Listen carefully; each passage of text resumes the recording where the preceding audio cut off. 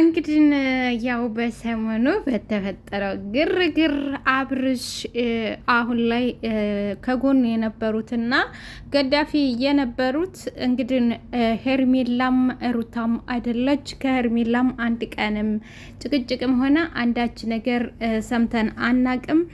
እንደውም ጥፋተኛው ማንም ምንም አይደለም አብርሽና አብርሽ ራሱ ብቻ ነው በማለት ሁሉም ሰው አብርሽ ላይ እየፈረደበት ነው። እንግዲህ እንደሚሉትና እንደምናየው ከሆነ አብርሽ ታሞ ሳይሆን ዝም ብሎ ያው ሴት ለመቀያየር እንደሆነ ነው የሚያንጸባርቅበት።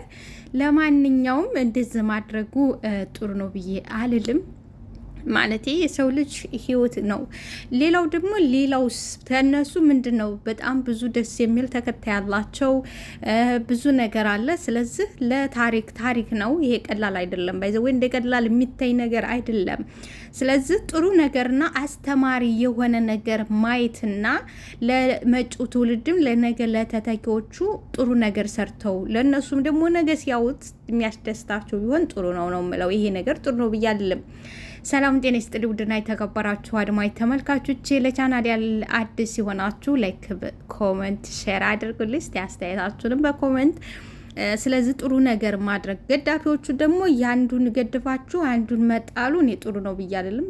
ምክንያቱም ትክክል የሆነውን ነገር ነው መገደፍም፣ ምክንያቱም ድራማም ጭምር የሚመስል ነገር ስላለው ግን ጓደኛዬም ሁላችሁም እኔን የሚያስደስተኝን ነገር እንደምገድፉ ተስፋ አድርጋ የምታረጉትም ይሄንን ነው ብዬ አምናለሁ። አሁን ላይ ከሄርሜላም ከሩታም ጋር መሆን ደስታን አይሰጠኝ። እኔ የግሌን የራሴን ላይፍ መርጫለሁ።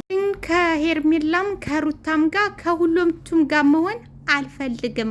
አዲስ ህይወት፣ አዲስ ተስፋ፣ አዲስ ሴት፣ አዲስ ሌላ በአዲስ ጀምራለሁ እንጂ ከሁለቱም እወጣለሁ። አረ ሸምና እኔን ይሄን ውሳኔ ላሳውቃችሁ ነው። ግራ ቀኝ አድርጎ እንግዲህ ይሄን ውሳኔ ላሳውቃችሁ ነው ይላል። እንግዲህ እንዴት ነው? እንዴት እንደዚህ ይቻላል ወይ? ሩታም እንደምናውቃት የልጁ እናት ነች። ሄርሜላም ያው ስለዚህ እንደገና ሶስተኛ አካል ሲሄድ ጥሩ ነው ወይ? ያስከዳል ወይ? ይህንን ልነግራችሁና ይህንን ግልጽ ላደርግላችሁ ነው። በዚህ ውሳኔ ጸንቻለሁ። ልነግራችሁ ሁላችሁንም የጠራኋችሁ ይህንን ነገር ልነግራችሁ ነው። ይህን ላወራችሁ ነው፣ ልነግራችሁ ነው። ስለዚህ ለሁላችሁም ጥያቄ ተመለሰላችሁ ይመስለኛል። እኔ ከሁሉም ወጥቼ የራሴን ላይፍ መኖር እፈልጋለሁ። መጨቃጨቅ ሰልችቶኛል። ሄርሜላም ሩታም እየመጡ እኔ ላይ መጨቃጨቅ፣ የእነሱን ጭቅጭቅ መስማት ሰልችቶኛል። ስለዚህ የራሴን ላይፍ መኖር ነው የምፈልገው። ስለዚህ ሁለቱም መጨቃጨቃቸውን ስላላቆሙ ከአዲስ ሴት ጋር አዲስ ህይወትን መኖር ስለምፈልግ፣ ስለዚህ ሩታም ሄርሜላም ህይወቴ ላይ እንዳደርሱብኝ ከእናንተ ጋር ጥሩ ደስ የሚልና ጥሩ ላይፍ አሳልፌ ያለ ደስ የሚልና ጥሩ ላይፍ አሳልፌ ነበር። ነገር ደግሞ የሰው ልጅ ጥሩ የሚሆነው ደስተኛና ደስተኛ ሲሆን ብቻ ነው መኖር የሚችለው። ስለዚህ አሁን ላይ ደግሞ ከእናንተ ጋር ሆኜ ምንም አይነት ደስታ አላገኘም። እኔ የራሴን ላይፍ እና የራሴን ህይወት ከአዲስ ሴት ጋር ለመኖር ወስኛለሁ። ሁለታችሁ ከህይወቴ ውጡ፣ ሌላ ሶስተኛ አካል ልመጣ ነው ማለት ነው። እንግዲህ እንደምናውቀው በፊት ፍቅርዬ ነበረች። አሁን ላይ ደግሞ በጣም ከባድ ነው። ጥሩ ነው ብዬ አልልም። እኔ እንደራሴ እንደ አንድ ሰው ጥሩ ነው ብዬ አልልም። እንደውም ተሆነ ከሚስቱ ከልጁ እናት ጋር ተስማምቶ ህይወትን መቀጠል ነው የሚሆነው። ከዛ እንደገና ደግሞ ሄርሜላንም ሁሉንም ትቼው በቃ ሁሉንም እነዚህ ወደኋላ አራግፊያቸው እንደገና አዲስ እጀምራለሁ ነው።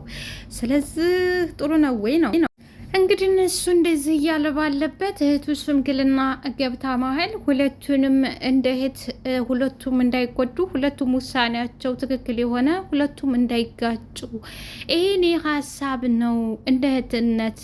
እንደዚሁም ደግሞ መቼውንም ቢሆን ተጎጂዎች ሴቶች ናቸው። ስለዚህ በዚህ ነገር እንዳትጣሉ ምናምን ትላችኋለች።